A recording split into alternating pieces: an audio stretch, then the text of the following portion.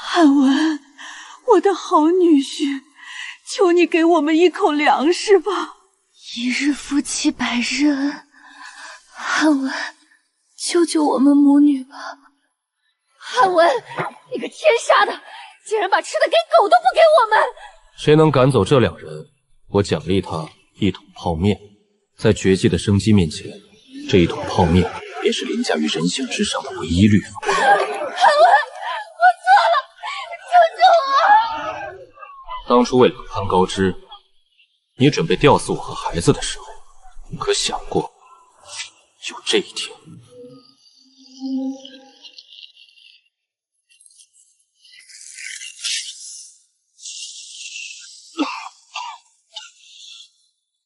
我这是穿越了。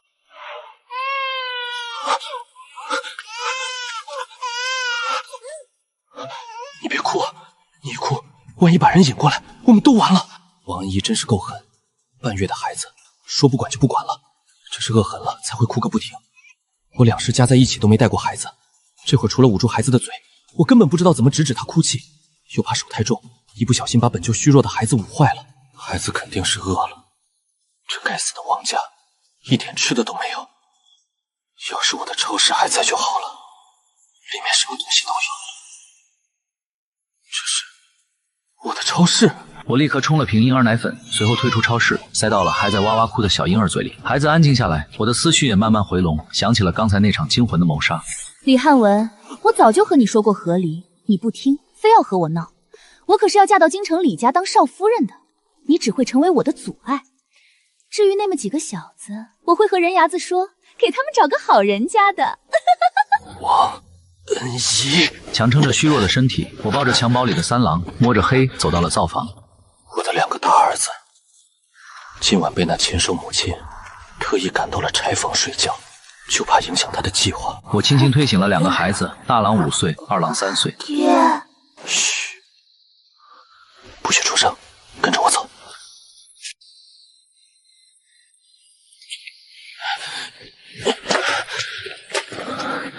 你们2个待会儿不管发生什么，看到什么，都不准出声，也不准乱跑，抱着弟弟在这儿等我，知道吗？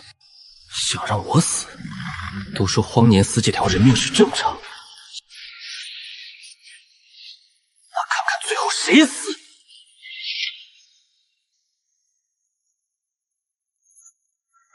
跑到马车旁，把几个孩子挨个抱上马车。我没有耽搁，翻身坐上车夫的位置，狠狠挥舞起鞭子。着火了！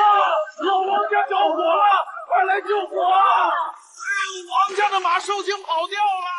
村里如今旱得连喝水都难，这火能不能扑灭，王家人是死是活，全看他们的命。今晚的爹爹真的好不一样。我强撑着一口气，驾着马车，终于回到了李家村，也就是生养我的李家村。村里安安静静的，这年头饿疯了的人早就把村里的狗抓来当成食物下了肚。萧雅，她是村里猎户家的大女儿萧雅。想要张嘴求助，我却突然眼前一黑，直接从马车上摔了下来。用尽最后一丝力气，我朝着她开口求救：萧大姐，帮我找我爹娘，王家人要杀我。说完这句话，我眼前一黑，彻底昏死了过去。汉文，李家那个娇生惯的小少爷，怎么变得这么狼狈了？看到我怀里抱着的小婴儿，他的瞳孔微微一缩。他把我抱上马车，自己打的猎物也一股脑全塞进了车里，随后面无表情地驾着马车，一路到了李家大门口。谁呀？你怎么来了？萧李2家之前闹过矛盾，这几年2家人一句话都没说过。萧雅没开口，只是指了指身后的马车，随后从车上抱下自己的猎物，扛在肩上，转身扬长而去。这孩子还记仇呢，这马车咋回事？阿奶，阿奶，大郎！等他掀开我头上凌乱的头发，看清我的脸，瞬间慌了神儿。老头子，出事了，快出来！我醒过来的时候，家里乱糟糟的，吵得不可开交。爹娘正坐在床边看着我，眼神里又是心疼又是埋怨。你个臭小子，怎么把自己折腾成这个鬼样子。你跟我说，到底发生啥事儿了？袁深还真是够混账的，放着这么好的家人不要，被王安琪迷成那副德行。我们李家的颜面都被他丢尽了，丢人现眼的玩意儿！我告诉你，以后出去别说是我李天的儿子。你现在说这些有什么用？你看看儿子瘦的，我可怜的儿啊，娘的宝啊！我已经让你大嫂去杀鸡了，给你好好补补身体。哭哭哭，就知道哭，都是你惯的！你不是要入赘吗？你不是非王安熙不娶吗？回你的王家去！以袁深那性子，说不定还真能一气之下又回王家去，傻伯义一个。但我不一样，对不起爹娘，我错了。李天看着我这副模样，到了嘴边的骂话又咽了回去。他走到一旁，默默抽起了旱烟。我咳嗽了2声，他赶紧手忙脚乱地掐灭了烟锅，生怕呛到我。我却突然想到，爹娘刚才吵架说三姐去了王家，那我逃回来之前放的那把火，岂不是全白费了？三姐去了多久？干什么？咋？后悔没让你三姐带你回王家去？这小老头说话咋这么噎人？难怪袁楚动不动就和他爹吵架。王安姨和书院院长的儿子青云勾搭上了，已经定了亲。他想捂死我，伪装成我气不过上吊自杀的样子，我好不容易才逃出来。你个臭小子，你白长！可看到自家儿子如今这瘦的只剩一把骨头的模样，到了嘴边的骂话硬生生憋在了胸口，只能狠狠瞪着我。对了，我听他说蛮子马上要打过来了，他要跟着亲家一起逃。这时外面传来敲门声，李家人本以为是老三李欣回来了，开门才发现门外站着的人竟然是萧雅。原本沉着脸的李天一见萧雅，脸上瞬间堆起笑。小雅来了啊！我家臭小子多亏了你，你来找叔啥事儿？他客套话还没说完，就被萧雅冷着脸瞪了一眼。李天顿时心虚。城里有消息，蛮子要打过来了，问问你们有何打算？啥？真的？李天不可置信地看了我一眼，显然更信萧雅的话。我忍不住翻了个白眼。亲儿子说的话爹娘不信，外人说的反倒当回事。本想说些什么，腹间突然一阵绞痛。之前在王家被踹出的旧伤处隐隐渗了血。爹，你带人先出去。儿啊，是不是旧伤裂了？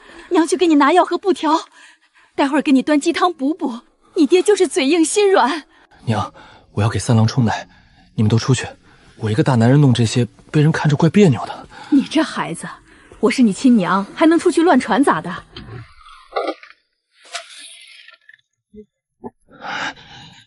摸了摸腰腹处，果然渗了血。我闪身进了空间超市，换了身干净衣服，又翻出碘伏和纱布，简单处理了下伤口。超市里东西齐全，连医药用品都备得满满当当。我按比例冲好奶粉，回到房间，襁褓里的三郎还在睡觉，我也不管他睡没睡醒，抱起来就把奶嘴塞了过去。小家伙闻到奶味，下意识含住奶嘴，用力吮吸起来。等孩子喝完奶，我刚把他放回床上，我娘就端着鸡汤小心翼翼地进来了。宝儿啊，快喝鸡汤，那王家老钱婆肯定舍不得给你补。我没矫情，接过鸡汤喝了一口，浓郁的鸡汤香味在嘴里散开，是真的香。无意间抬眼，我看见亲娘含笑看着我，暗地里还悄悄咽了咽口水。我心头一震，喝了一小口就放下了碗。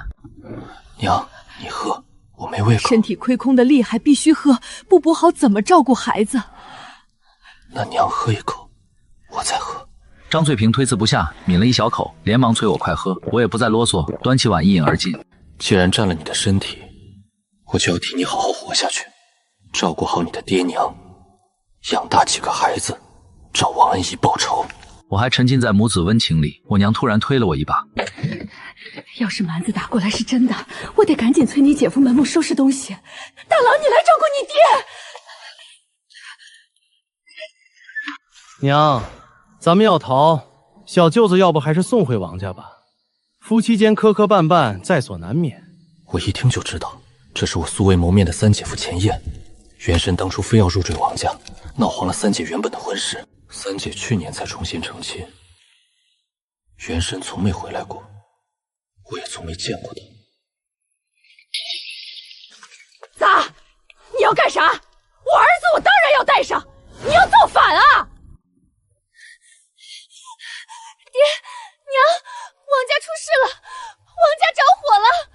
咋咋呼呼的成什么样子？王家是谁死了？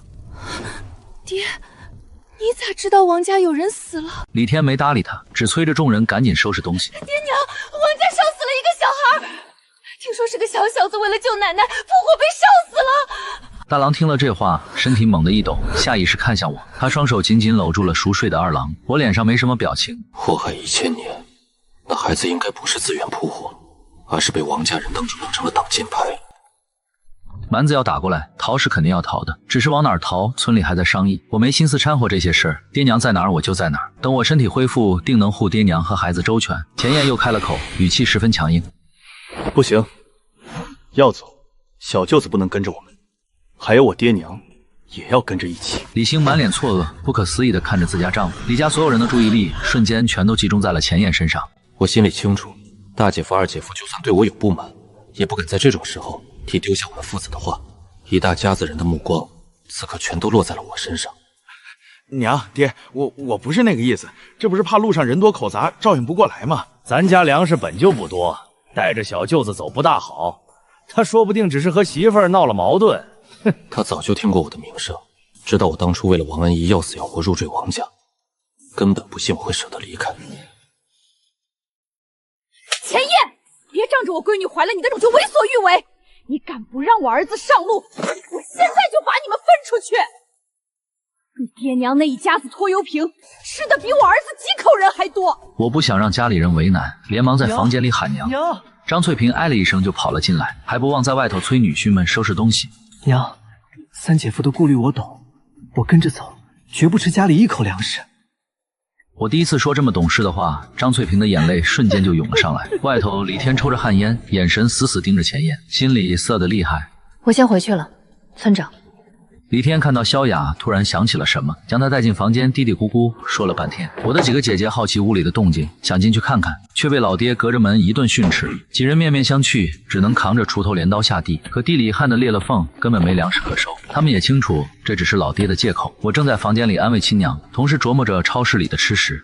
得找机会从空间里搬些粮食出来，至少要让娘放心才行。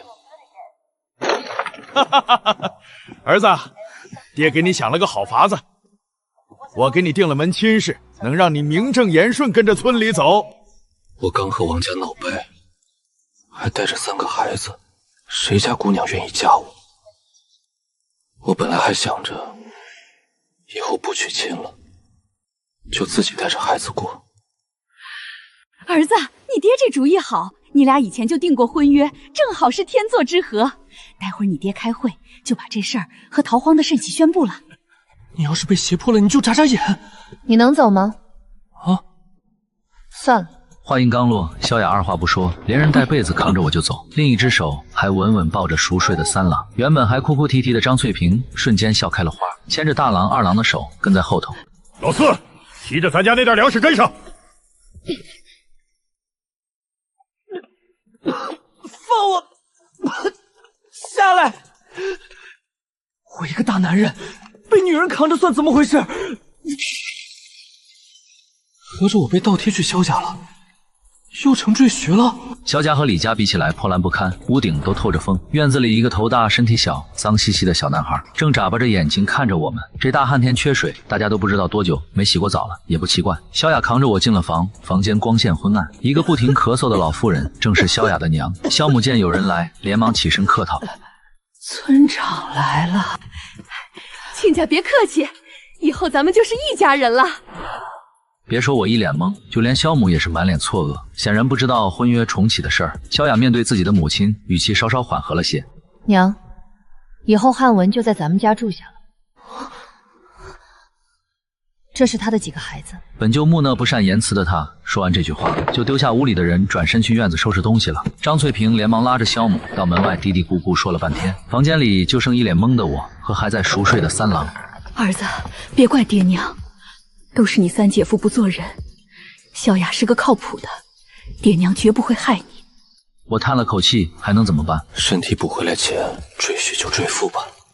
在这种战乱荒年，活下去才是第一准则。不知过了多久，外面渐渐安静下来，只剩下收拾东西的声响和萧母时不时的咳嗽声。村里的铜锣声在宁静的小山村骤然响起，我迷迷糊糊被铜锣声惊醒，身边小婴儿的啼哭，哭得我脑瓜子嗡嗡的。我手忙脚乱想进空间找奶粉，敲门声却先一步响了起来。醒了吧，孩子是不是饿了？我给孩子熬了米油，还有你娘留的鸡汤，你趁热喝。现在这荒年还能有米油和鸡汤喝，我已经很知足了。在原身的印象里，萧母和村里其他妇人不一样，她说话声音柔柔细细，笑起来温和，从不与人发火。和小雅那冷硬的性子，真是一个天一个地。村里开会，小雅出去了。哎，你这孩子，如今怎么瘦成这样？以前多壮实精神的小伙子，硬是被王家搓弄成了这副样子。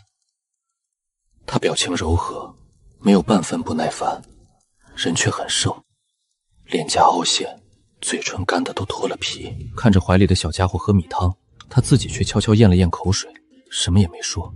我心里头堵得慌，一拍脑袋，单身久了，我差点忘了还有2个儿子在外面。大郎、二郎呢？爹，你们腿怎么了？这俩孩子乖得很，一早就蹲在墙角，怕你醒了找他们。我喊他们去玩，他们一步都不肯动。阿奶给的。我鼻头一酸，多懂事的孩子。孩子尿了，我待会儿找干净的细布来给他换上。阿奶说爹爹要成亲了，哥，爹爹以后是不是就不要我们了？别瞎说，一会儿咱们把吃的给爹爹，爹爹吃饱了就不会丢下我们了。干巴巴的窝窝头，我现在嗓子干得冒火，一点食欲都没有。你们俩把鸡汤喝了吧。这是阿奶给爹留的，爹身体不好，爹喝。叫你们喝就喝，你们是我儿子，以后我会好好照顾你们。莫非你们还想回王家去？我当初带着2个孩子逃出来，从没问过他们的意见。万一孩子心里还是想跟着亲娘，我岂不是拆散了他们？一听这话，大郎赶紧抢过碗，咕噜咕噜几口喝了小半碗，随后又把碗递给了二郎，生怕晚了就被我送回王家。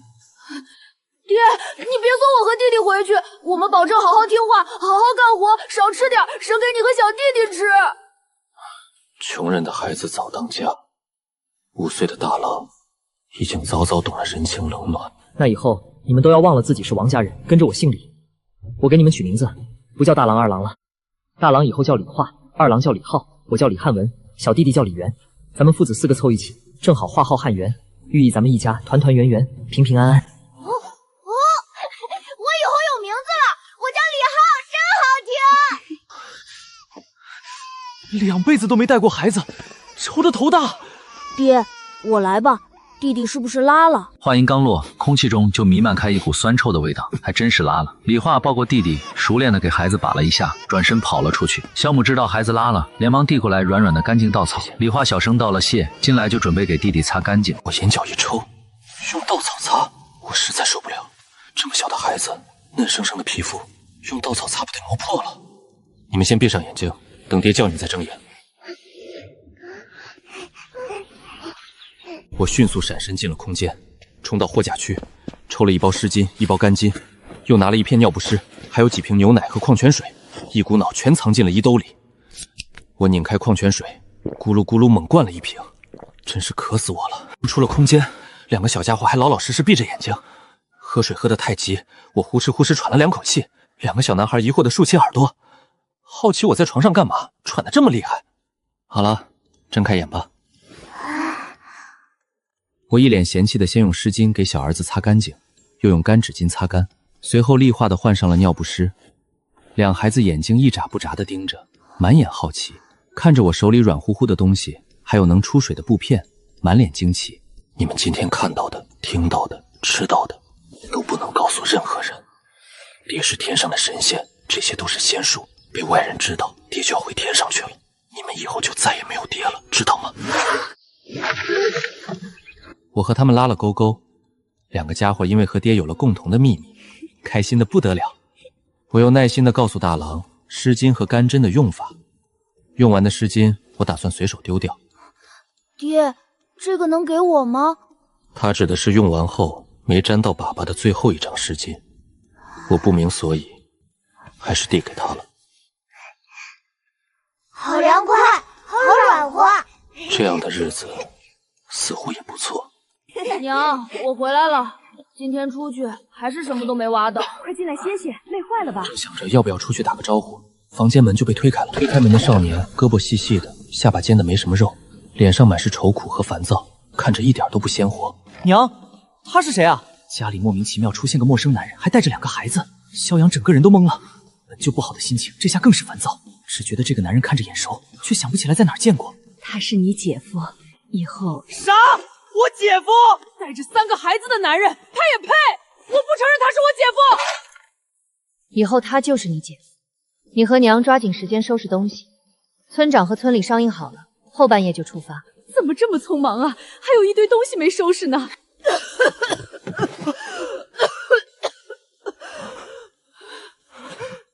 回娘，我们走了，千姐夫要回来怎么办？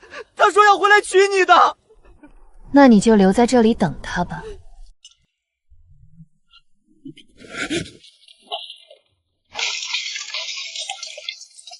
我是不是该下地帮忙？可乱动人家的东西会不会不太好？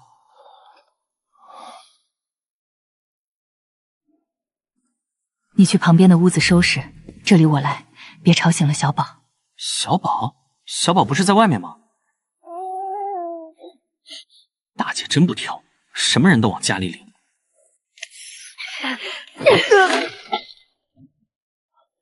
不好意思啊，这孩子被我惯坏了，我替小杨向你道歉。袁生和萧阳以前就不对付，所以他能说出这话，我一点都不意外。村里都知道，萧家姐弟俩，一个性子冰冷生人勿近，一个嘴臭脾气暴惹人嫌。反正姐弟俩都不怎么受村里人待见。我扒拉一下村里的情况，也明白我爹的良苦用心。三姐夫那情况，大概率是要赖在李家不走。可他要是想仗着三姐肚子里的孩子耀武扬威，也要看我娘答不答应。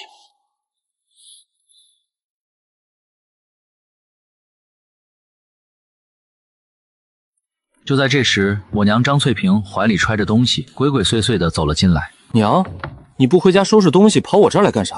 这个你先拿着，稍晚些娘有空了再过来找你。你自己收好了，别给你丈母娘和萧雅他们看到。我还没反应过来，人就已经转身出去了。我满头黑线，我娘这鬼鬼祟祟的，到底塞了啥好东西？我打开布袋子，借着昏暗的光线一看，里面是一小袋儿红糖、盐、细布，还有一些碎银子和几件首饰。这年头，红糖可是金贵东西。我娘这是把压箱底的家底都掏给我了，我鼻头不由一酸。当初我入赘的时候，我娘给的那些钱全被王恩仪和王家人骗走了。想到这里，我恨得牙痒。我娘这辈子自己都没戴过几件像样的首饰，却还为了让我在王家好过些，明里暗里给王恩仪送了不少珠宝。现在我身体还虚，不好去找王家算账。你们可千万别死在逃荒路上，那可就太便宜你们了。我还在想着要找机会把东西还给娘，一抬头就看见萧雅站在门口。借你的马车用一下。你这是求人借东西的态度吗？我白眼一翻，态度也算不上友好。那女人像风一样，没半分停留，转身就走。隔着窗户，我能看到萧家人陆陆续续把东西往马车上搬。萧家是真的穷，可能真没多少东西，还没一个时辰就收拾的差不多了。我看的脖子都酸了。萧母走了进来，她笑着拉住我的手，真是谢谢你的马车，省了我们不少力。小雅那孩子性子就那样，不爱说话，你多担待。啥叫不爱说话？那是压根儿不说话。你放心，小雅应下了这门亲事，就会好好和你过日子。你的孩子她也会一起照顾。你身体亏空的厉害，这几天好好躺着养着，别下地，路上免不得要吹风，你多忍忍，尽量别受风。我露出了一个尴尬而不失礼貌的微笑。我算是发现了，这位丈母娘是这一家几口里对我接受态度最好的。我带着3个孩子还是个赘婿身份，人家愣是一点嫌弃都没露，也不知道是真不介意还是装出来的。萧阳那副抵触的样子才是一个正常人该有的反应。我也不是喜欢纠结的人，暂时管不了那么多。眼下最重要的就是养精蓄锐。李花和李浩2个孩子早在我娘来的时候就乖乖趴在我床边睡着了。看着3个儿子稚嫩的小脸，我长叹了一口气。半夜我睡得迷迷糊糊，一道充满寒意的声音在耳边响起，像鬼魅一样。该上路了。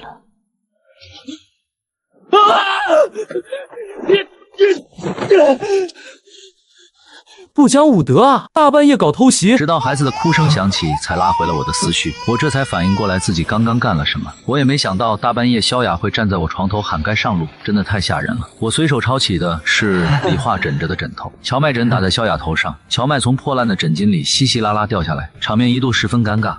不好意思，我不是故意的，是你大晚上这样真的太吓人了。说完，我转身去哄还在啼哭的孩子，刚才动作太大，把孩子吓着了。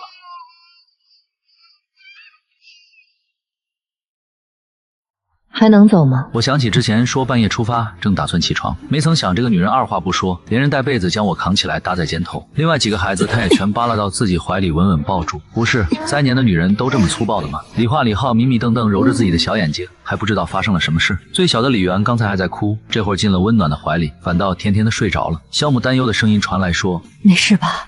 没事。”萧雅将我们父子几人稳稳塞进了马车，宽敞的马车这时候塞得满满当当，旁边留的缝隙够我们父子几人躺在里面，可位置也实在算不上宽裕。凭啥他能坐马车，我和娘推着走还要推车？家里除了小宝，我和娘收拾东西就没停过。他身为一个大男人，睡了一晚上啥事没干，现在还要舒舒服服坐马车，凭什么？萧雅面无表情瞪了一眼自家弟弟，车是人家的，你和你姐争啥？快点看看有没有什么东西撂下。萧阳气鼓鼓的回家转了一圈，没好气道：“空了，啥都没落下。”我混沌的脑子也慢慢清醒，哄睡几个孩子，正打算自己来驾车，铜锣声却突然再次响起。我四姐李晨扛着一个大包袱，哼哧哼哧跑了过来。弟妹，亲家母，我娘让我来搭帮手。你少说2句。你姐夫身体虚，快帮我把包袱往上推一下。萧阳二话不说，帮着把包袱往上推了推，又不满地冲自家大姐嚷嚷：“大姐，我和娘不让坐马车，你不会连小宝都不让坐马车吧？”有了后爹就有后娘，我得帮姐姐看着这个坏男人，别让他欺负小宝。人家一大家子搬东西推车子的，我啥都不干就躺着，也怪不好意思的，连忙掀开马车帘子。要不让小宝进来，我这里应该够他。话还没说完，帘子就被萧雅从外面盖住了。没事，小宝他娘会背着他。你快放下帘子，别吹风，小心以后落下头疼的毛病。我之前从王家逃出来的时候，自己驾马车吹了一路的风，寒气早就钻到骨头里了。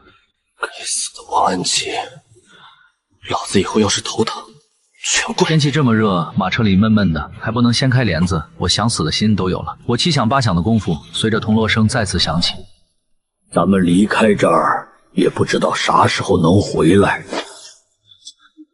回头都给祖宗们磕几个头，带点故土，咱们就能走了。我睡了一天，早就睡不着了。几个孩子倒是睡得正香，我也庆幸有这么个私密空间，进超市空间也方便些。我从空间里拿出一个迷你小风扇，待会儿可以给几个孩子吹吹风，凉快凉快。肚子咕噜噜叫了起来，我想到这身体亏空的厉害，不能经常吃那些垃圾食品，便去食品区先给自己热了碗羊肉泡馍垫垫肚子，又用超市的热水给自己冲了素食汤。超市里有块很小的区域，摆放着一些常用药品，我给自己拿了些补气血的药。这身体的伤还得养些日子才能好利索。人家说的也对，尽量不要吹风。我又折返回去，给自己拿了顶帽子。这帽子高级得很，能头部按摩，还能调节温度，冬暖夏凉。过段时间偷偷给我娘也拿一顶，也不知道这个丈母娘靠不靠得住，到时候也给她拿一顶。至于萧阳和萧雅，算了，一个恨不得吃了我，一个压根不搭理我，还是别自讨没趣。我还想在空间里多停留一会儿，外面就有人叫我。掀开帘子，是我老爹。小老头犹犹豫豫的，一脸别扭的递过来一个东西。这小老头还会偷偷塞我东西呢。你不用走路，把祖宗牌位带上，还有这个。果然父爱如山体滑坡，我可真是我爹最信任的人。说完，我爹又递过来一个沉甸甸的罐子，我好奇的就要打开。别冲撞了祖宗！我心里隐隐有了不好的预感。爹，你不会告诉我这里面是骨灰吧？我走了，别乱开啊，不然我效用。小老头放了句恶狠狠的话，连句叮嘱都没有，转身就走了。李晨憨憨的声音从外面传来：“弟弟，爹真器重你，这么重要的东西都交给你保管。”最后他也塞了一个包袱进来。这是娘偷偷给你的，你先趁热吃。娘说了，你身体虚，得好好补补，让我过来好好伺候你。有啥事你只管使唤四姐，别麻烦你丈母娘和弟妹他们。我心里有些发堵，家里鸡蛋估计也没剩几个，我娘煮好了巴巴的送过来，生怕萧家条件不好苛待了我。我想送回去，又怕被家里的姐夫们知道，我娘难做，反倒辜负了一番心意。我从帘子缝里往外看，正好和我娘担忧的眼神对上，我娘冲我笑着招了招手，又连忙挥手示意我别吹风，赶紧进车里去。她身上还背着一个重重的包袱，包袱把她的身体都压得弯了几分。李家族人就这样浩浩荡荡出发了，家家户户，男人推着家里的板车或者独轮车，女人们抱着孩子或者背着行李牵着孩子，手里还拿着扇子，边走边扇。热实在是太热了，行李多人也多，队伍走得格外慢，晃晃悠悠一炷香的时间才缓缓挪到村口。村口的大树耷拉着枝干，早就枯死了。地里今年自然是没有庄稼的，旱得连穗都出不来，种的菜没冒过芽，即便不是蛮子打进来，这样的日子也撑不了多久了。村里已经有很多人饿死渴死了，其中老人居多，也有不少孩子。物竞天择，在这条件艰苦的古代，能活到最后的身体素质都得是杠杠的，但凡差一点，一场小小的风寒就能送了命。坐马车其实并不舒服，地面因干旱裂得一块一块的，根本不平整。车里又闷又颠，李元躺在我怀里，颠得没那么厉害，睡得还算安稳。李化和李浩就没那么好了，他们躺在马车的座位上，旁边的东西时不时就会撞到他们身上，脑袋和身体也会时不时磕到马车的箱壁。空间狭小，我费劲地爬起来，塞了些衣服在两个孩子身边垫着，预防磕到头。依稀的谈话声顺着风从马车外传进来。萧家妹子，汉文真的入赘到你家了？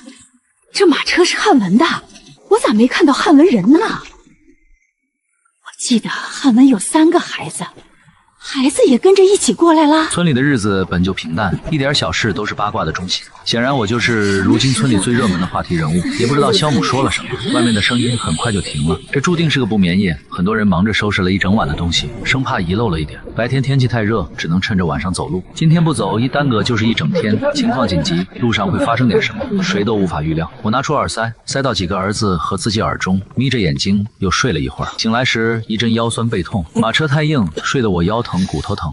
姐，我好累，好饿，好困，什么时候可以休息啊？你忍忍，到时候村里会通知大家的。不远处，萧雅推着沉重的板车，板车上杂七杂八的东西堆得满满当当，根本没地方坐。那个叫小宝的孩子腰部绑着一根绳子，吊在他后背，像个布娃娃一样，头和身体都耷拉着。可即便姿势这么难受，也睡得很香。村里其他人家，有些大孩子抱着小孩子，有些大孩子身上背着背篓和包袱，手上还牵着弟弟妹妹。妇人们也是前一个后一个，要么背着孩子，要么背着行李。老人们也都肩膀上挎着小包袱，一步一步跟着走。再看我家，几个姐姐推着板车，姐夫们抱着孩子背着包袱行李，就连年纪小的外甥们背篓里都塞得满满当当，深一脚浅一脚的跟在后头。看来看去，貌似真的只有我们父子几个最舒坦，还有马车坐，也难怪萧阳气得像只河豚。四姐，咱们走了多久了？这还没到钱家村呢。钱家村距离我们李家村也就10公里，平时走路差不多2个小时到2个半小时，半天就能走1个来回。现在天都快亮了，居然还没到钱家村，这速度难怪要提前出发。我睡不着了，看李晨拉着缰绳快要打瞌睡，再下车去，便干脆和他打起了话。没办法，萧雅那个高冷女人对我爱答不理。我如果在马车上舒舒服服的和萧母问话，萧母哼哧哼哧推着车还要打我的话，那也太不人道了。聊着聊着，铜锣声又响了，村里总算安排大家停下来歇息。我爹李天一脸愁容，清清嗓子，奈何没什么水，渴得嗓子都冒烟。大家走太慢了，走到现在还没到钱家村。岭南离这好几百公里呢，照这个速度，得走到地老天荒。村长啊，不是咱们不想走啊，是东西太多了。再说，会不会消息是假的呀？咱们这么穷，蛮子打过来有啥好处？要不你留下来，一个个的抓紧时间休息，别在这给老子逼逼赖赖。上路的时候拖拖拉拉，真等蛮子追上来，你想跑都跑不掉，人家可是骑着马的。一把年纪了，谁想背井离乡？本来他也不信，可这不萧雅进城亲自打听了消息，宁可信其有，不可信其无啊！前方抵达的村落是最近的钱家村，这里是我三姐夫老家的村子。钱燕早早就回了自己家，叫上了自家爹娘。他老家穷得叮当响，粮食几乎没有，没一炷香的时间，就简单抱着些锅碗瓢盆赶到了我们李家村的队伍里。钱家村早起生火做饭的人出来抱柴火，看到路上这么多人，好奇的上前询问，一问才知我们李家村人打算逃荒搬走。真假的？我们没听到这样的消息啊！三姐李兴上前搭话，想问问钱家村还有没有水，想讨点水喝。奈何钱家村人一听说讨水，脸色瞬间大变。我们村的人水都不够喝，还分给你们喝？滚！赶紧滚！好心好意告诉你们消息，你们翻脸翻书还快，谁稀罕？死！人家生怕我们逃水，嘴里赶紧走，还大声嚷嚷有人想抢村里的水，搞得大早晨钱家村其他人全都扛着锄头菜刀出来，虎视眈眈地望着我们。让老子稀罕你们这点破水！有本事你们就抱这点水过一辈子！咱们走。说完，他招呼李家村的人动身，倒不是火拼打不过，而是我们现在要抓紧时间赶路。钱燕的爹娘像鹌鹑一样缩在一旁，生怕两方人找自己麻烦。等我们李家村人走了，钱家村的人看着这一大帮子人，都满脸好奇。他们自己没水活不下去，想去找水，还骗我们说蛮子要打过来，也不怕县令大人治他们的罪。老钱真跟着他儿媳妇一家跑了？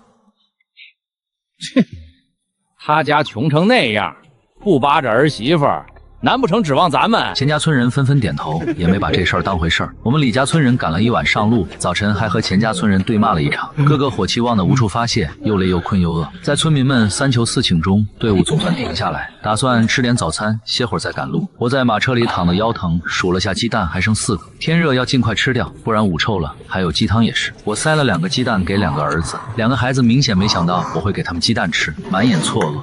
李浩才3岁，没想那么多，快速剥开鸡蛋塞进嘴里。李化则是强忍着吞咽口水的动作。这是阿奶给爹补身体的，留给爹吃。阿奶说爹身体亏空的厉害，得好好补补，才能照顾好弟弟们。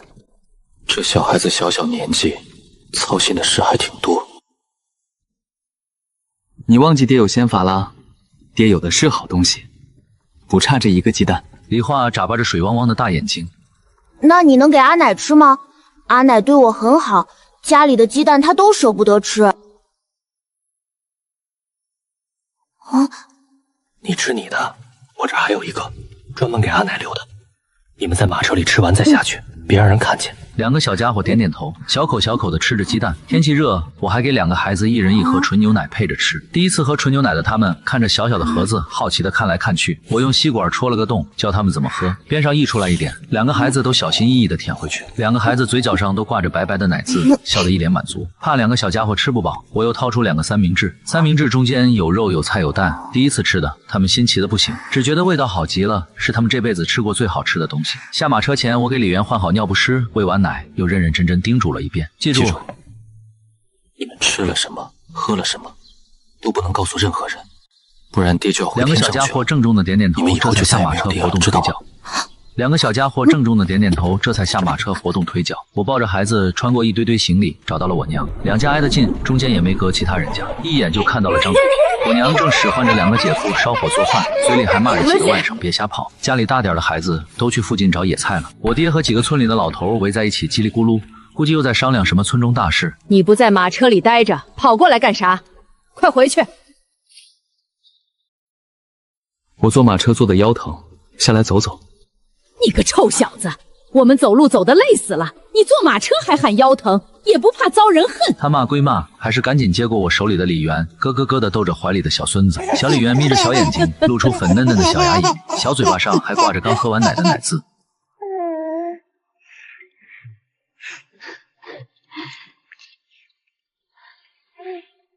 你能给孩子弄吃的了？我想了想，还是说自己有办法比较好，那样以后就能名正言顺的拿出东西给家里的几个孩子补身体。能。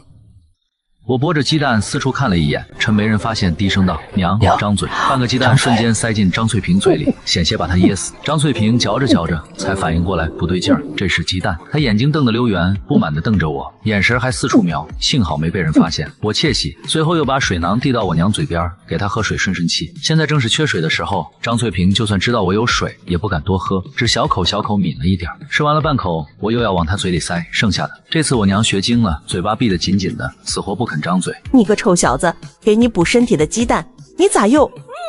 进了嘴里的鸡蛋也不好吐出来，等一整个鸡蛋吃完，张翠萍才有机会骂我。给你补身体的鸡蛋，你咋全给我拿回来了？我一把年纪了，哪里需要吃这么金贵的东西？家里你外甥、外甥女他们都没吃呢，要是让他们知道了，你姐夫不得恨死我？张翠萍咂巴着嘴，回味鸡蛋的香味，又惋惜的吸溜了一下口水。你爹还没吃呢，我竟吃了一整个鸡蛋。跟做梦一样。我看了一眼不远处的自家亲爹，歇了给他送鸡蛋的心思。万一送过去，他再大声嚷嚷，最后鸡蛋指不定就进了哪个外甥外甥女的肚子里。送完东西，我抱着孩子就走，也没和家里其他人打招呼。之前三姐夫要赶我走，家里其他姐夫没一个站出来说话的，我多少还是有些心寒，连带着对几个姐姐也生了些怨气。看我过来都没和家里人打招呼，李欣和搬着东西的二姐李爷道：“小弟是不是还在生我们的气？也怪我，当时你咋没拦着？还不是你姐夫喊我出去搬东西，那你呢？”李欣心里也不好受，看到自家姐姐瞪自己，心虚的低下头。我瞧见这一幕，说到底还是因为我现在带着3个孩子成了他们的累赘。重新回到萧家这边，萧母笑着为我端过来一碗鸡汤，快趁热喝。鸡汤上还泛着一层油花，凑近了闻，还有股淡淡的快要发馊的味道。我不由得皱了皱眉。萧母看我这神情，心里不由自主一咯噔。咋了？不合胃口？这个鸡汤还有多少？还有一锅呢，都给你留着慢慢喝。伯母，你全煮了吧，我闻着都有点味儿了，趁还没坏，都纷纷喝了吧。萧母听到这话有些错愕，没明白我这是啥意思。我喝不了多少，你和萧雅、萧阳都喝了吧，给我留一碗，我端给我娘。我们不喝，你这身体还虚着呢，你喝你喝。听我的，全煮了，不然坏了更可惜。全煮了吧，我到时候再给他重新弄。哼，这鸟不拉屎的地方，你去哪儿重新弄？萧雅没搭理他，萧母没办法，只能回去把所有鸡汤都重新热了。我看自家2个儿子正蹲在自家马车前面数蚂蚁玩，萧雅余光瞄到这一幕，又看了看不远处自己的儿子小宝，没有说话，继续埋头修轮子。我慈爱地摸着2个孩子的头，余光瞄到还有一道视线正怯怯地盯着自己。这个小家伙好像叫小宝，从昨天到现在，我貌似都没听到这孩子说过一句话，脸上也和他娘一样没什么表情。我抱着孩子刚走到小宝面前，干什么干什么？休想伤害小宝！萧阳，你脑子有毛病吧？你哪只眼睛看到我要伤害小宝了？有后爹就有后娘，后爹就是坏的。小宝，你吃鸡蛋吗？我还有一个鸡蛋。萧阳却一把拍掉我手里的鸡蛋，冷哼一声：“哼，谁知道是放了多久的鸡蛋？别想拿馊了的鸡蛋想谋害小宝。”萧阳瞪着我，得意地挑了挑眉。下一秒，萧雅弯腰捡起鸡蛋，擦了擦蛋壳上的灰，递给我，随后站到萧阳面前，冷声训斥：“道歉。”他身高腿长，冷着脸，极具压迫感，我都能感觉到自己被他的阴影笼罩住了。萧阳没想到自家大姐一而再再而三的因为我训斥自己，狠狠瞪了我一眼，狠狠一拳打在一旁的树干上，然后红着眼眶跑到了自家娘那里。萧雅冷着脸把鸡蛋上的灰尘拍干净，又递了过来。他不吃。萧母烧着火，还在数落自家儿子不该对姐夫那样。哼，他才不是我姐夫呢，我有姐夫。萧雅的脸色显而易见黑得更彻底了。喂，你要是想找他，你自己去。说完，抄起一个包袱，狠狠砸在了萧阳怀里。萧阳错愕地抱着包袱，也知道自己一再挑战自家大姐的底线，大姐是真的生气了，哇的一声哭出来，哭得好不委屈。你有了新男人，就不要娘和我这个弟弟了。萧母那边鸡汤也烧好了，忙着过来打圆场。大清早你闹什么闹？赶紧过来喝鸡汤，待会儿真惹你大姐生气，我也不管你了。我也不管萧家3口怎么闹，端着鸡汤就走。剩下的鸡蛋他们不吃拉倒，我送给自己娘去。到了李家这边，早饭也做好了。看到我过来，张翠萍连忙迎了上来。萧家姐弟俩又咋了？没欺负你吧？没有，娘，鸡汤给你喝。天气热，我怕坏了，全让煮了。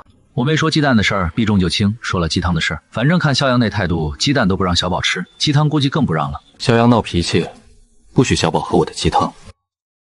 后爹难做啊，你管好你自己家3个就成，别多管闲事，省得养出白眼狼。自家儿子送回来的鸡汤，张翠萍分了一点到李天碗里，剩下的全自己留了，给孩子们喝。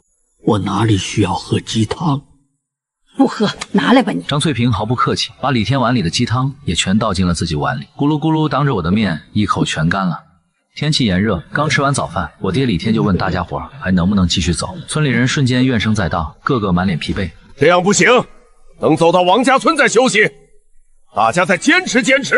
我们一夜没睡，个个脑瓜子里都是一团浆糊，脑袋不听使唤，身体还能动，全靠一口气强撑着。总算跌跌撞撞到了王家村，我心里暗喜王家村好啊，我熟得很，正好方便做手脚。等李家村的人抵达王家村，已经是晌午，正是太阳最毒最晒的时候。去王恩一家，村里人累到一句话都不想说，村长说干啥就干啥。王家村家家户户大门紧闭，门户也都上了锁。我们走了一圈才发现，王家村早就人去屋空了。留守的老人厉声喝问：“你们干啥的？”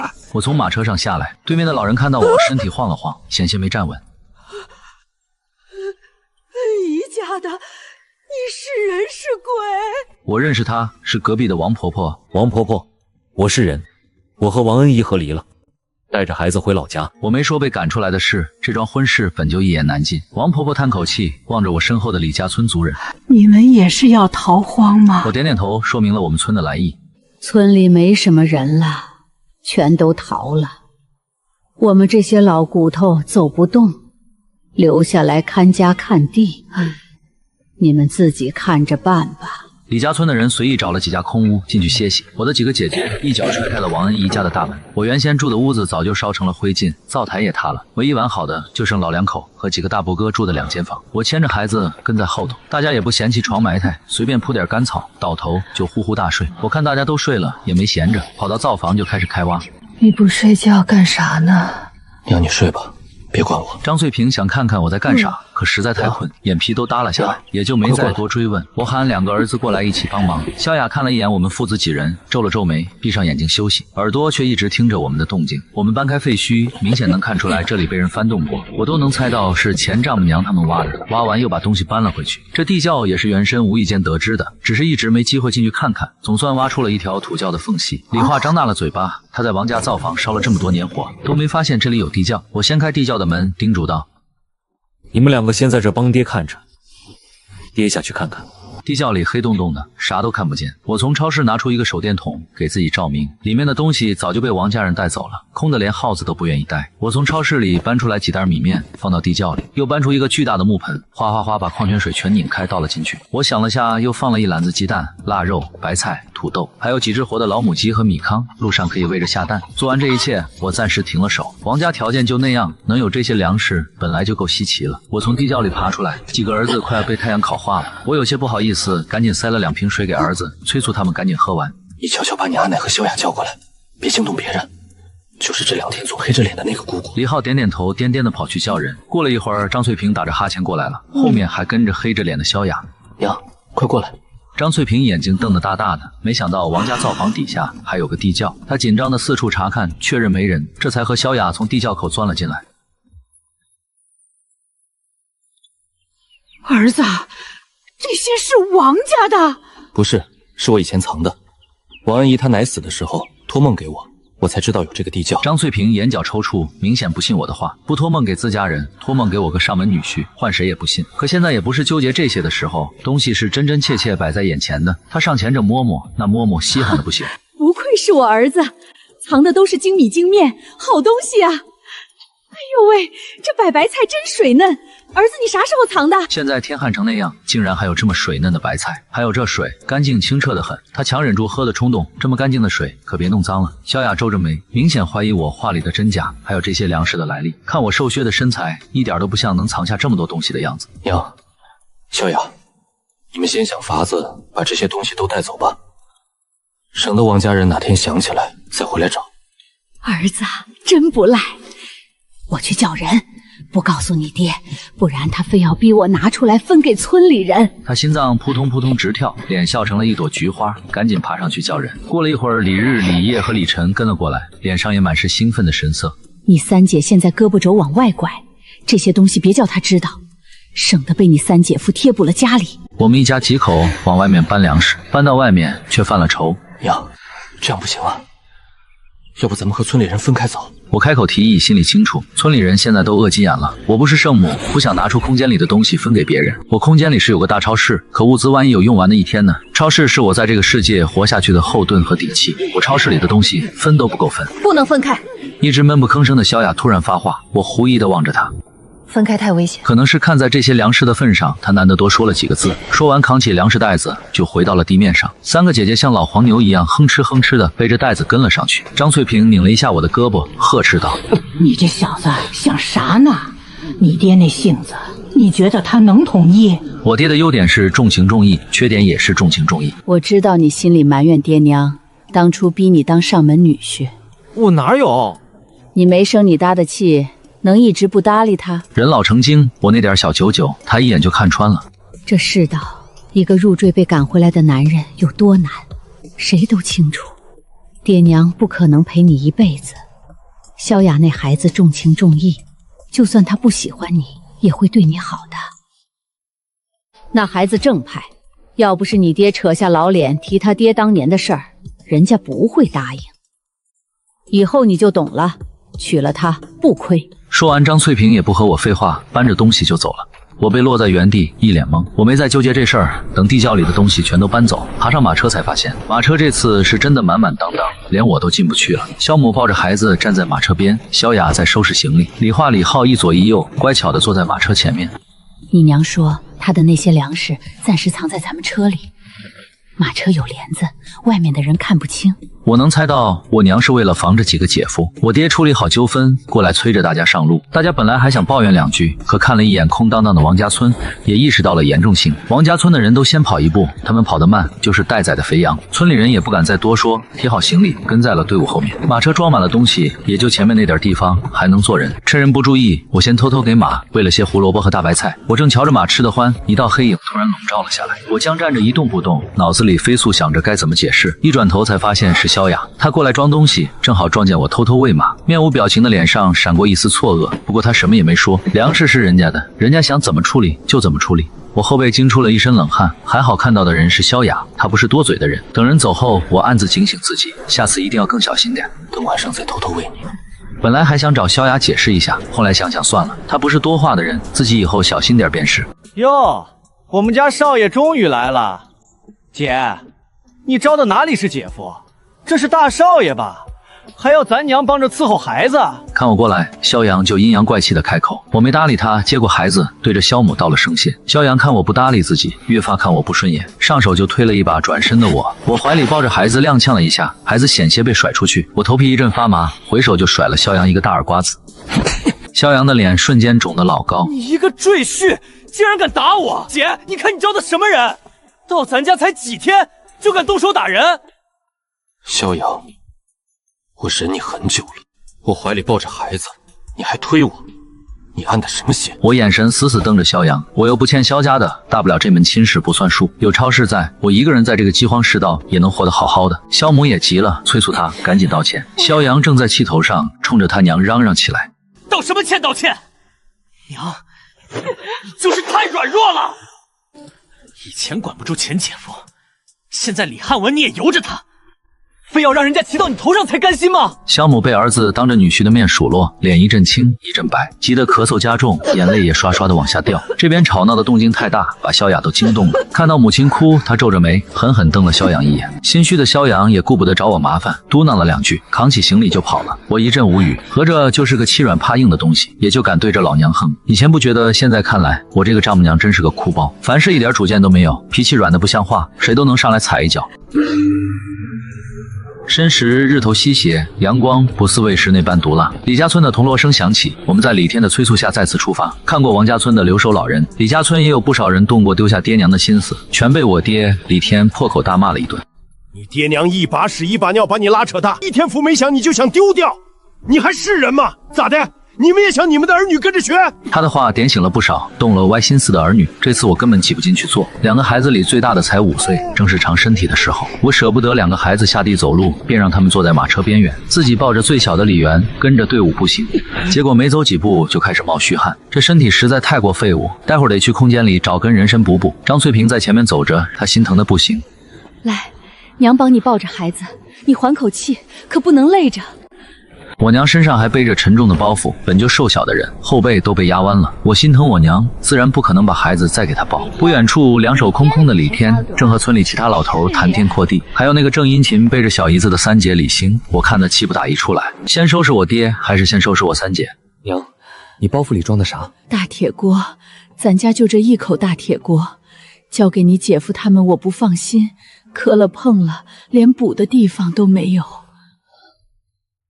趁着我爹还在老伙计面前夸夸其谈，我故意走到他面前唉声叹气。李天还在和老伙计闲聊，旁边的老头看到我，笑着开口：“哎呦，这是汉文吧？这是你家小外孙。”李天回头就看到一脸哀怨的我，还有怀里睁着水汪汪大眼睛四处瞅来瞅去的小外孙。他连忙摁灭烟枪，伸手就要抱，我咳嗽2声，侧身躲过了他的手。爹，你身上一股烟味儿，别熏着孩子。爹，三姐真是越来越孝顺了。旁边的老伙计也连连夸赞，说李家的几个闺女个个都孝顺。李天的眉毛瞬间舒展开来，满脸得意。孝顺到自己亲娘背着几十斤重的包袱，他跑去背小姨子。手叔手安都自己下地走路，小姨子反倒要我三姐背着。我看三姐干脆别姓李了，跟着改姓钱算了。上完眼药，我抱着孩子扬长而去。过了没一会儿，果然看到我爹把三姐叫过去，劈头盖脸骂了一顿。李兴臊着一张脸，跑过来抢过了老娘身上的包袱。三姐，小心些，这口锅磕破了，咱们可就没饭吃了。毕竟钱家人可不会供你饭吃。我挑衅地看着自家三姐，一副就是我告的状，你奈我何的表情。李兴被噎得说不出话，只能硬生生忍住了。他知道我自小就是这记仇的性子，倒是把一旁的钱燕气得不轻，心疼自家妹妹。钱燕低声对李兴说：“幸亏把这小舅子赶走了，你看他都入赘萧家来挑拨离间。”李兴烦躁的不行，没搭理他。小弟本就记仇，当初夫妻俩联手把他从家里赶出去，逼他去萧家，他本就憋着一肚子火。李家其他2个姐妹和连金对视一眼，都暗自庆幸，毕竟到现在李兴都还不知道地窖里粮食的事儿呢。另外2个姐夫看在粮食的份上，更是半点不敢得罪我。刚才我的举动，萧家人尽收眼底，萧阳没敢靠太近，躲在萧母旁边小声嘀咕：“焦家精。”张翠萍身上卸了重量，伸手就要接我怀里的孩子。钱燕看到这一幕，鼻子都要气歪了。四妹去给他驾马车，他倒好，就想着让娘帮他抱孩子。娘真是太偏心了，家里那么多孙子孙女，就偏疼小舅子一个。闻言，吴氏望向自己3岁的小儿子，他身上背着重重的东西，腾不出手抱孩子，全靠家里几个大孩子轮流背着。春苗，带着孩子上马车。待会儿几个孩子轮流坐。春苗连忙牵着手安手书上了马车。张翠萍在一旁提点道：“你舅舅心疼你，你是最大的，坐在马车上可得看好弟弟妹妹。”谢谢舅舅。春苗作为李家长房的长姐，自小就成熟稳重，我还挺喜欢这个小外甥女的。萧阳看到这一幕，不满地嘟囔：“坐马车就只想着自家人，一点都不知道想着萧家。要不把粮食丢了，腾位置让你坐上去。”对于我们2人的互掐，萧雅除了狠狠瞪了一眼挑事的弟弟，再没其他举动。又连续走了2个时辰，我的2条腿早就像灌了铅一样，又沉又硬。趁着太阳最后一抹余晖，李家村人生起了柴火。附近有一条河，河里却早已干涸见底。村里人去河边找了一圈，没找到半滴水，只能失望的回来了。家家户户是真的一点水都没有了，再不找到水源，我们真的要渴死在这里。肚子饿得厉害，也只能拿着仅剩的干硬面馍馍，就着唾沫生生咽下去。等天黑透，我赶紧借口带着几个孩子去方便，偷偷进空间补充能量。李家因为我从地窖里拿出来的水，难得每人分到了1碗。钱燕看到家里有水，满脸诧异：“娘，家里哪里来的水？我能不能送点给我娘他们？”钱家村不是水多着呢吗？还指望我们给水？要送你这碗就别喝了。钱燕被丈母娘当众打脸，脸上臊得通红，可她心里还是想着自家爹娘和妹妹，大不了自己不喝，也要送点过去。反正李兴对她百依百顺的，说句自己渴了，李兴立马就会拿水给她。可她想的还是太美了。等李兴伸手要装水的时候，张翠萍似笑非笑的看着她：“你那份，你丈夫已经送回婆家了，没你的份了。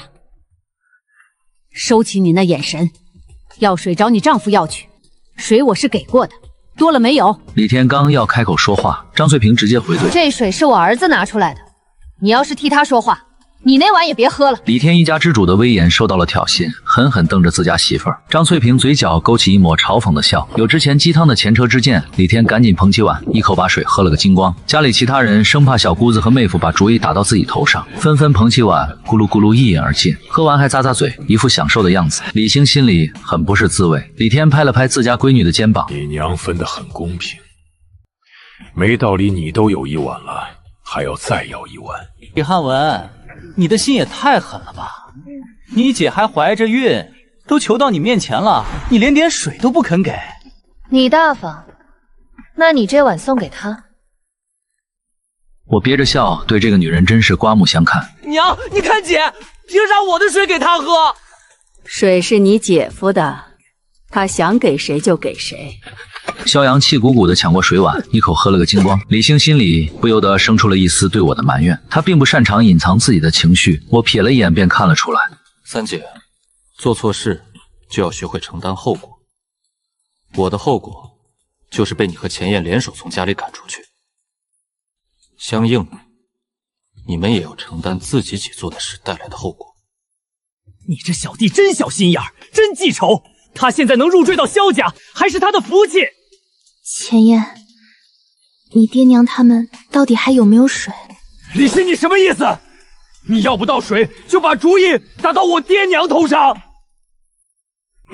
我爹娘养大我容易吗？你爹娘有水，你不问他们要，反倒问我爹娘要。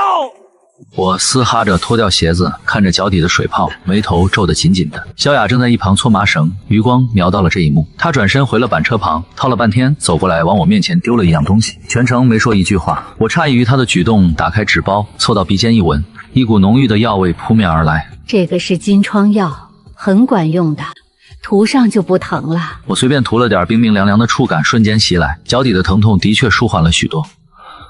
李花和李浩打着哈欠，揉着惺忪的小眼睛，困得直点头。萧雅看了一眼自家儿子小宝，也在犯困，转身从车上拿下一个被单铺在地上，示意我把几个孩子都放在被单上睡。我看着他冷硬的侧脸，心里暗道，这人还是个小傲娇。没有马车遮风挡雨，第一晚我睡在地上，翻来覆去怎么都睡不着。山里蚊虫太多，我给自己身上涂抹了驱蚊药水，还要时不时替身边的几个孩子扇风驱蚊。虽然超市里有帐篷和蚊帐，可那东西太扎眼了，觉得睡得本就不踏实。迷迷糊糊间，村里又传来了赶路的通知，有人开口抱怨：村长，能不能再多睡会儿？这话当场就遭到了我爹李天的厉声拒绝，也是没办法，天气太热了，晚上多走些路能凉快些，白天就能少走点，不然大太阳底下赶路，缺水很容易中暑。以如今的条件，一旦中暑和判了死刑没什么区别。可走着走着，这支队伍又发现了新的问题，晚上走路也不安生，因为照明不足，大家眼神都看不清，不少人还有夜盲症。走着走着，好几户人家都摔了跟头。这才走了第二天，队伍里就明显有人受不了，反正都是死，还不如在家里等死。也比这么折腾死的强。钱家村的人没跑，王家村的人也是胆小，万一这消息是假的。都走到这一步了，还是有人怀疑消息的真假，抱着侥幸心理。令我没想到的是，我爹竟然跑过来问萧雅的打算，这事儿就很微妙了。人心不齐，重力难聚。没想到这个女人竟然和我想到一块儿去了。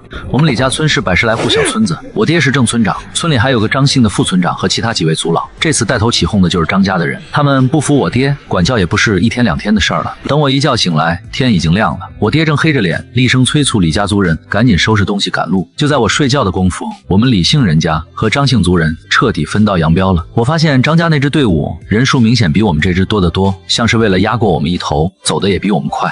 李大哥，我早就说要多听听大家伙的意见，是你一意孤行。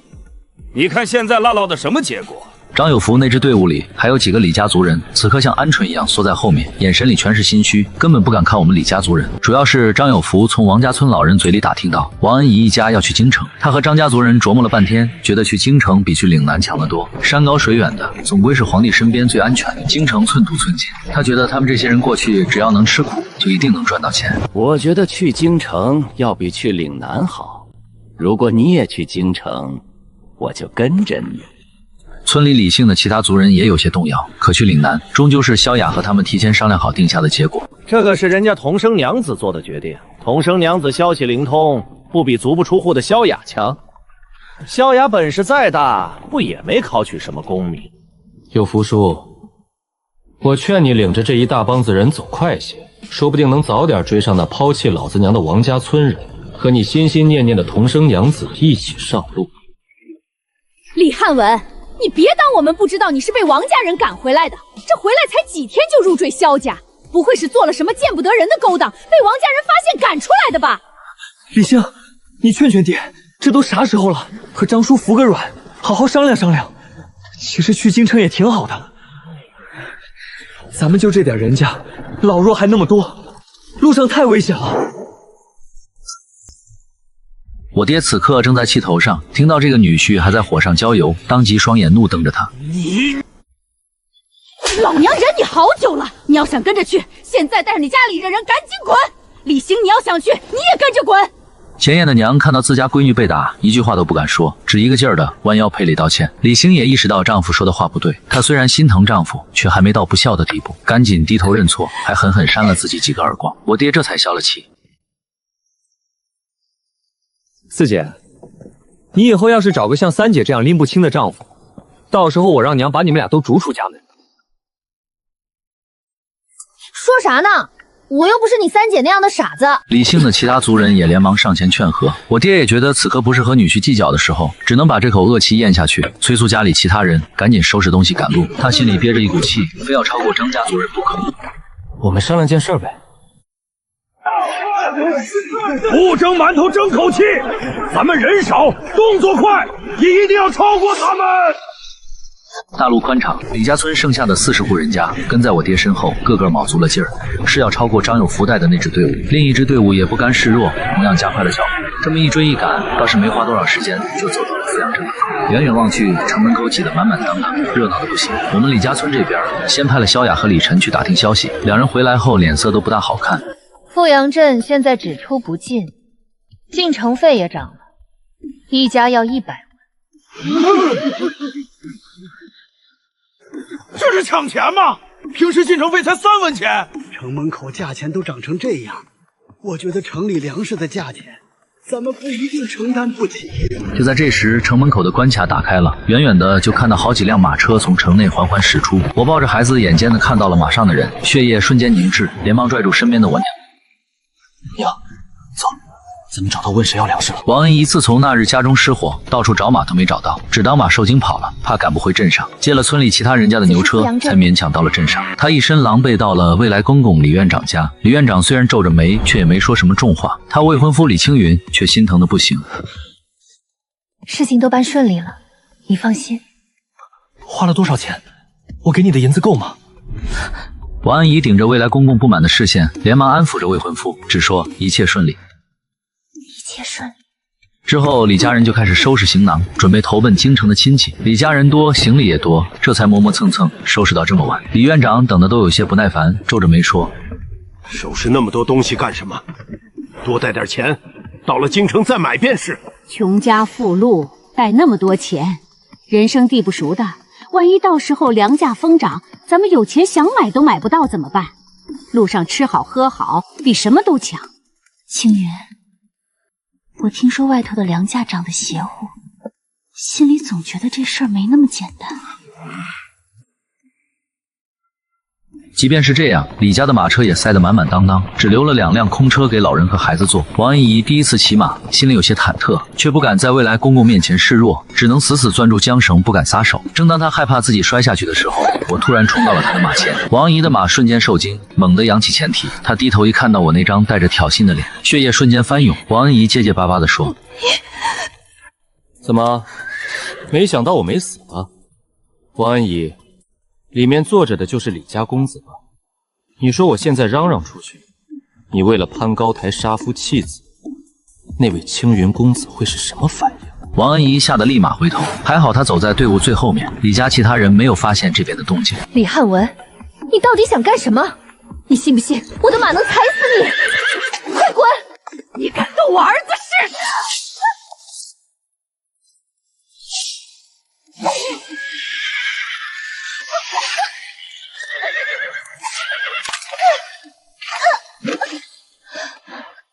现在嘛，我也不坏你的好事，但是你做的那些亏心事，总得给我赔偿。你说是给钱还是给粮？你要多少？1000两。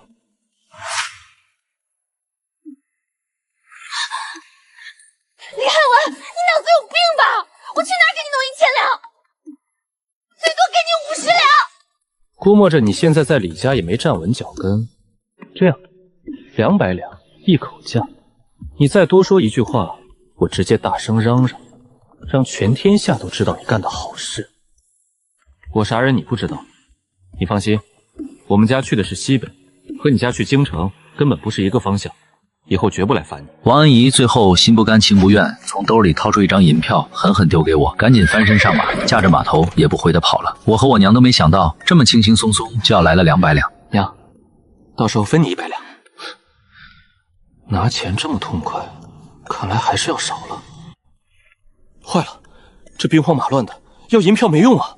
万一钱庄倒闭了，这就是一张废纸，我得换成银锭子才保险。我跑回来，笑盈盈地说：“爹，我要进城买粮。”李家村这边还有其他人也在犹豫要不要买粮。这时候我主动开口：“我和萧雅进去帮你们买，那样就能省点进城费，大家平摊费用。不放心的也可以再去几家一起。”我冲着萧雅使了个眼色，萧雅对城里的情况最熟悉，有她带路还能省不少时间。最后大家商议定了萧雅和我进城，还有一户人家的李大壮也跟着一起。李大壮老实本分，力气又大，大家都信任他，不怕他偷奸耍滑。进城费大家平摊下来，一家也就10几文钱，众人还是心疼的不行。我进了城就看到街道上的人都疯了，正在疯狂抢粮食。你们排队买粮，我去那边看一下。问清了钱庄的位置，我直奔钱庄而去。钱庄里也排着老长的队伍，要等到我还不知道要等到什么时候。我干脆挨个询问有没有人愿意用银锭子换我的银票，问了好几个，还真问到一个急着把银锭子换成银票的人。那人家钱多，带太多银锭子上路实在是不安全。